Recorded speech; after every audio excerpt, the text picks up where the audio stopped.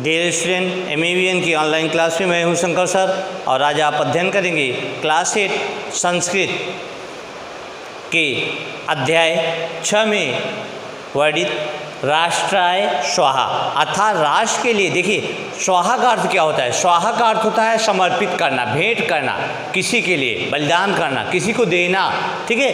लेकिन स्वाहा का अर्थ अक्सर लोग ये समझते हैं कि स्वाहा का मतलब नष्ट होना होता है, ऐसा कुछ है नहीं। राष्ट्र के लिए भेंट या राष्ट्र के लिए समर्पित, राष्ट्र के लिए समर्पण।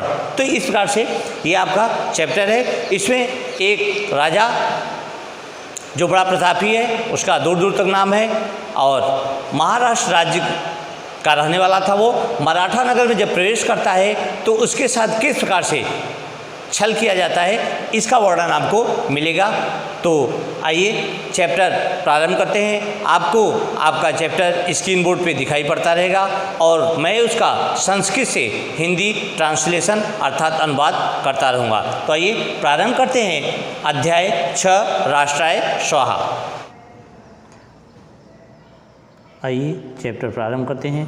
पुरा दुर्गादास इति कश्चन महाराज्ञः महाराष्ट्र राज्य आसीत्। प्राचीन काल में कोई राजा महाराष्ट्र राज्य में था। स अत्यंत शूर आसीत्, वह अत्यंत प्रतापी था। तस्य दर्शनेन मुगल जनाः भीता भवन्ति स्म, उसे देखकर मुगल लोग भयभीत होते थे। अतः ते एक बारम चिंतितवन्तः तस्य मारणं करणीयम् इति भिन्न भिन्न उपायान् चिंतितवन्तः। इसलिए वे एक बार सोचे उसको मारना चाहिए। उसको मारने के लिए अलग अलग उपाय सोचे, परंतु राजा तान सर्वान उपायान कंचित निराकृत। परंतु राजा उन सभी उपायों का निराकरण किया। एकदा राज्ञः मनीषी विचार अणत मया इति तीर्थयात्रा निमित्तम रामेश्वरम गंतव्या। एक बार राजा के मन में विचार आया, मुझे यहाँ से तीर्थ यात्रा के लिए रामेश्वर जाना चाहिए। एकस्मिन् दिने राजा तीर्थ यात्रा निमित्तम प्रस्थानम करोति। एक दिन राजा तीर्थ यात्रा के लिए प्रस्थान करता है। बड़दूरम गमनांतरे मराठा नगरे प्रवेशत। कुछ दूर जाने के बाद मराठा नगर में प्रवेश करता है। तत्र एक राजा आसीत्, वहाँ एक राजा था। तस्य गृहं गच्छत, उसके घर जाता है। तदा महाराजः अस्य स्वागतम करोति। तब महाराज उसका स्वागत करता है। आगतवान इति विचिन्त्य तस्य महान संतोषः भवति। अतिथि आया है ऐसा सोचकर उसको महान संतोष होता है। सः बहु शान्ता आसीत्, वह बहुत थका था। अतः भोजनादिकं समाप्य विश्रांतम स्वीकृतवान। अतः भोजन आदि समाप्त करने के बाद विश्राम किया। पूर्वम पृष्ठवान भवान कः इत्यादि, पहले पूछा आप कौन हैं इत्यादि। स उक्तवान अहम दुर्गादासः अस्मि, बहु दूरतः आगतवान अस्मि। वह कहा मैं दुर्गादास हूँ, बहुत दूर से आया हूँ। सह महाराजा जानाद स्म दुर्गादास यवनानाम विरोधी शत्रु इति। वह महाराजा जानता था दुर्गादास यवनों का विरोधी शत्रु है ऐसा। महाराजा यवनानाम मित्रम आसीत्, महाराजा यवनों का मित्र था। अतः सपत्नी आंखत भो आगच्छत अस्माकं गृहं प्रति भाग्यलक्ष्मी एव आगता अस्ति। इसलिए वह पत्नी से बताता है, अरे आओ, हमारे घर में भाग्यवश मिलने वाला धन ही आया है। तदा पत्नी पृच्छत किम भवान किम वदत। तब पत्नी पूछती है, क्या आप क्या बोलते हैं? तदा सः वदत अस्माकं गृहम् आगतः महाराजा अस्माकं शत्रु। वह बोलता है हमारे घर आया महाराज हमारा शत्रु है। तस्य मारणं कर्तुम इदानीम उत्तम समय अस्ति। उसके मारने का यह उत्तम समय है।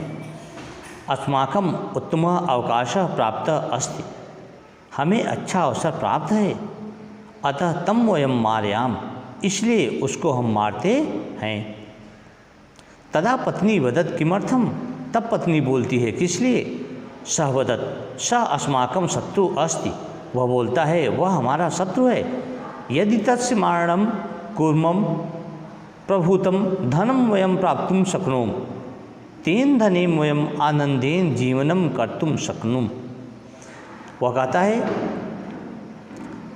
कि यदि उसको हम मारते हैं तो बहुत धन प्राप्त कर सकते हैं, उस धन के द्वारा हम आनंदमय जीवन बिता सकते हैं या बिता सकते हैं। पत्नी वदत किम भवान धूर्तः चिंतनम करोत। पत्नी कहती है कि क्या आप छलयुक्त चिंतन कर रहे हैं। स राष्ट्रस्य नायका शूर अस्ति। राष्ट्र रक्षा वह राष्ट्र का नायक प्रतापी है। राष्ट्र रक्षणम कार्यम कुर्वन् अस्ति। राष्ट्र रक्षा का कार्य कर रहा है। तस्य विषय एतादृश धूर्तम चिंतनम भवतः अनुचितम इति। और तब उसकी पत्नी कहती है उसके विषय में ऐसा छलयुक्त चिंतन आपके लिए अनुचित है। ऐसा वो कहती है अपने पति से।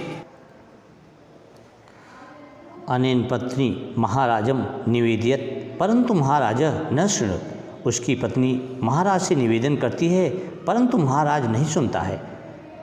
स्वगृहम आगत महाराजम हंतुम अयम मराठा नायक स्वखड्गम स्वखितवान। अपने घर आए महाराज को मारने के लिए यह मराठा नायक अपनी तलवार को लिया। स स्वकृत खड्गम तस्य समीपम गंतुम उद्युक्तम तदा पत्नी तम निवार्यत भो न मार्यत तम इति। वह उसके समीप जाने के लिए तैयार हुआ, तब पत्नी उसे रोकती है, अरे मत मारो उसको। परंतु स न श्रोत, परंतु वह नहीं सुनता है। तदा पत्नी स्वमेव तस्य हस्तात् खड्गम स्वकृत्य स्वस्य ऊर्षः छेदनम करोति अधः पतति वदच्च। और तब उसकी पत्नी स्वयं ही उसके हाथ से तलवार लेकर अपने हृदय को छेदन करती है, नीचे गिरती है और बोलती है नीच भवान एतादृशं महत्तम मारयितुम उद्युक्तम भवान एतादृशं महापुरुषम मारयत खलु। वह कहती है नीच, आप ऐसे महान को मारने के लिए तैयार हैं, आप ऐसे महान को मारेंगे। तदा स वदत मया अनुचितम कार्यम कृतम इति।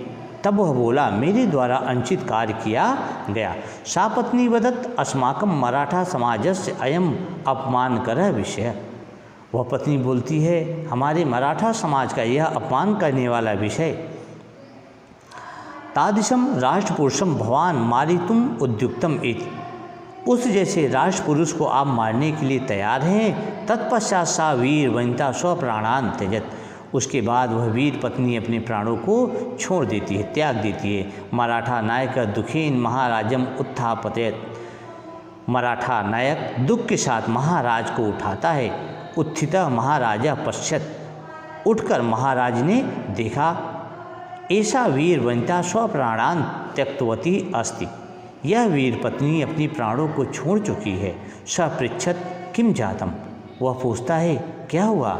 तदा अयम मराठा नायक वदत। तब वह मराठा नायक बोलता है मम अनुचितेन कार्येण सा स्वप्राणान त्यक्तवती। मेरे अनुचित कार्य से वह प्राणों को छोड़ी। अहम भवन्तः मारयितुम उद्यक्तः भवान अस्माकं शत्रु इति मत्वा। मैं आपको मारने के लिए तैयार हुआ, आप हमारे शत्रु हैं ऐसा मानकर। परंतु मम इदानी बुद्धि प्राप्ता अस्ति। परंतु मैं इस समय प्राप्त हुआ हूँ। भवान कृपया माम क्षमयत। कृपया आप मुझे क्षमा करें। अहम अभी स्वप्राणान राष्ट्रनायकः ददाम। मैं भी अपने प्राण राष्ट्रनायक के लिए देता हूँ। इति उक्त्वा सह अपि स्वप्राणान अत्यजत। ऐसा कहकर वह भी अपने प्राणों को छोड़ देता है, अर्थात छोड़ दिया। तो बच्चों इस प्रकार से आपका यह पाठ समाप्त होता है।